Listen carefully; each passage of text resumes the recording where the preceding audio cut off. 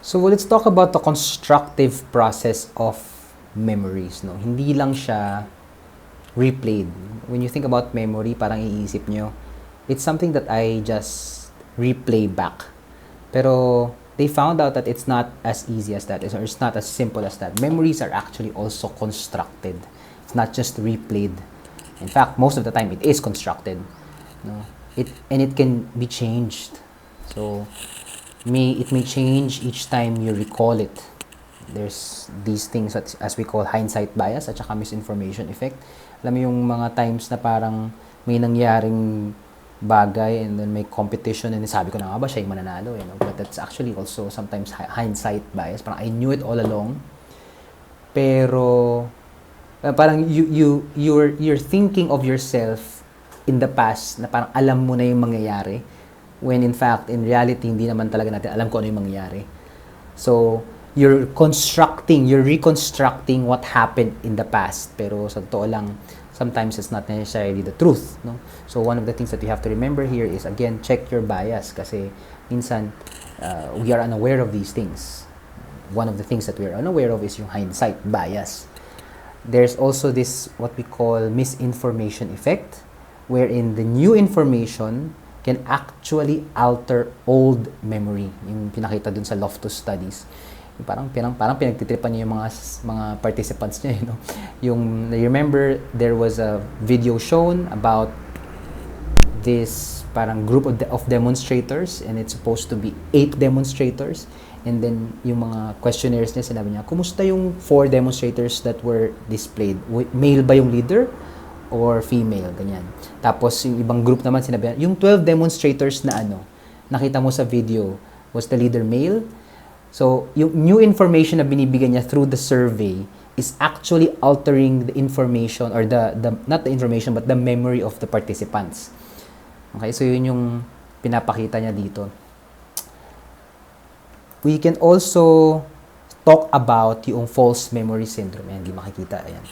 False memories formed via suggestion. So it's the same thing. It's the same thing as the Loftus studies. Same principles apply. Merong misinformation effect na nangyayari dito. When there's information presented, especially those individuals who are highly hypnotizable, pwedeng maka-form ng false memories.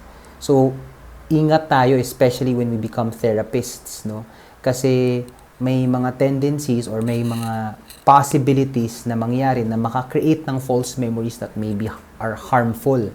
So, not just when you're a therapist, but when we're talking to people also, baka mayroon kayo nasasuggest, kahit na hindi, intentional, baka may mga false memories kayo nakikreate dahil sa mga suggestions.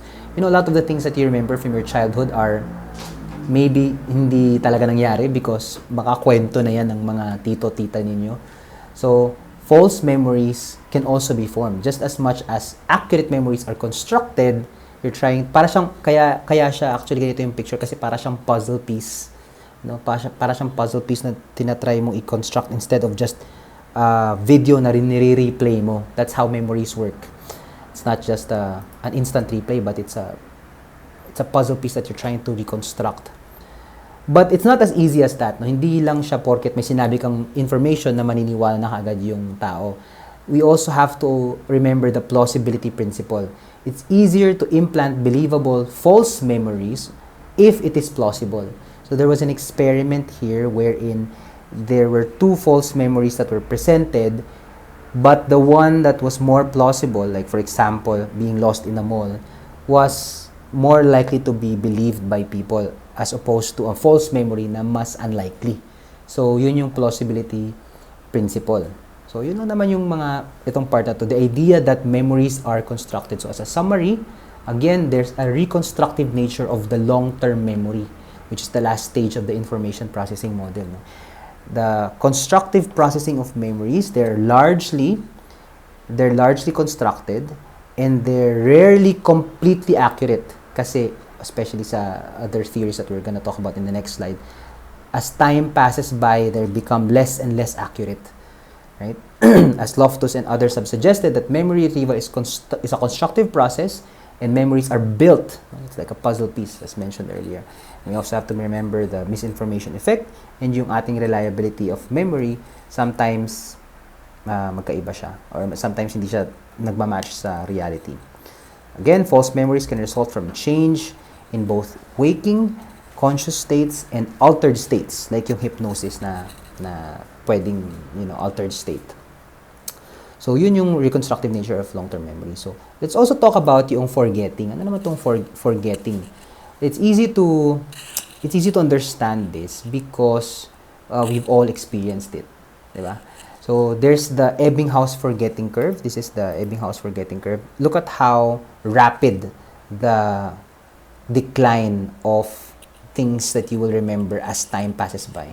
So, immediate recall, pagka sinabi sa'yo, for example, if I say 4261, maalala mo kaagad yan. Pero siguro 20 minutes from now, hindi mo na maalala kung anong numbers na sinabi ko. Depende din siguro sa length. No? And in an hour, 9 hours, in terms of days, I'm sure 2 weeks from now, hindi mo na maalala kung anong number yung sinabi ko. Diba? So, there's a rapid decline of the things that you will remember as time passes by. This is the Ebbinghaus curve. One student, I think, rightfully also pointed out na parang hindi naman siya curve, it's more of a cliff. So, nilagyan niya ng cliff, no? So, these are the concepts in forgetting that we can also discuss. Itong Ebbinghaus forgetting curve, it rapidly loses yung number of things that you remember as time passes by. And how do we counter this, or how do we address this, especially if we need to remember the information? Well, we can actually space out our sessions, our study sessions, our exercises in trying to remember things, no, through distributed practice. So, pag mag-aaral kayo for your exam, try to not cram, all of the information in one go. Try to distribute it kasi mas madali siyang maalala. Mas less likely yung forgetting. Sometimes though, in forgetting, it's not an issue of retrieval, but an issue of encoding. During the time na nag-encode ka or nag-aaral ka or you're listening to the teacher, the professor, minsan hindi tama yung pag-encode and therefore hindi mo siya ma-retrieve properly kahit na anong gawin mo. So we want to encode this properly kung ano man yung pag-encode. If you remember, there are things that you can do. For example, associations, yung context-dependent learning, at saka yung state-dependent learning. So, make sure na you are in the right state, the same context, same classroom. Yung sinabi ko, mas madaling matandaan yung object or yung concept if you learn it in the same classroom as you're going to retrieve it when you take your exam. So, that's encoding failure. So, minsan, you don't pay attention also. Maybe there is some sensory information coming in, pero if you remember the information processing model, one important factor para ma-translate yung information from the sensory memory to the short-term memory is what? Selective attention. So, sometimes, when you're encoding it to your short-term memory pa lang, you're not paying attention. So, especially if you have a conversation with your partner, minsan, parang, oh, you weren't paying attention, diba? That's an encoding failure. That's why you're not able to remember or you're not able to retrieve it. So, pay attention, okay? There's also a theory called memory trace decay. Essentially, ang sinasabi lang naman ito is, use it or lose it. If you don't use it, you will probably lose it in the short-term memory. But if in the long-term memory, this is called disuse.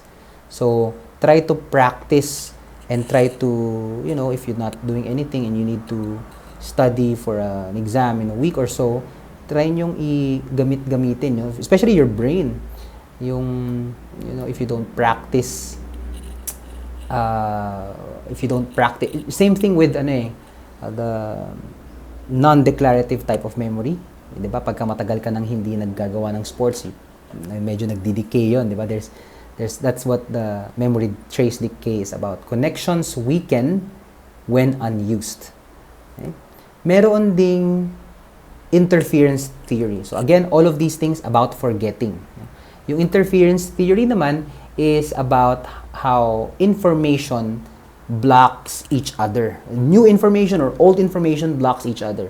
Kung old information blocks new information, that's called proactive interference. So for example, if you are studying French, you studied French before and then you're studying Spanish now, tapos magkakaroon ka ng Spanish test, mahihirapan ka kasi yung pinag-aralan mo sa French, nabablock yung pinag-aralan mo sa Spanish.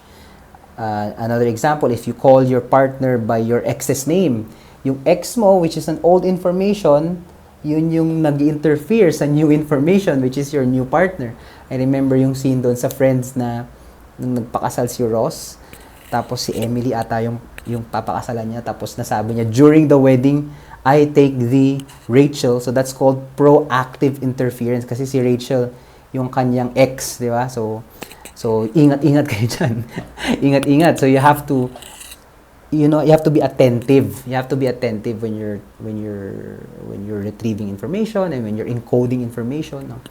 So that's interference theory. Proactive interference is when old information blocks new, whereas retroactive interference when new information blocks old information naman. For example, if you forget, same example, if you have a French test naman, tapos kakaaral mo lang ng Spanish, baka malimutan mo yung pinag-aralan mo sa French kasi kakaaral mo lang ng Spanish, no? The new information, which is Spanish, nabablock niya yung old information, which is French. Now, the example is if you forget your old phone number after getting a new one kasi meron ka ng bagong, hindi mo na maalala yung old phone number mo.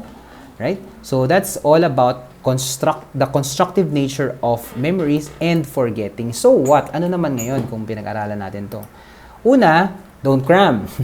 Study in chunks. Try distributed practice. Okay?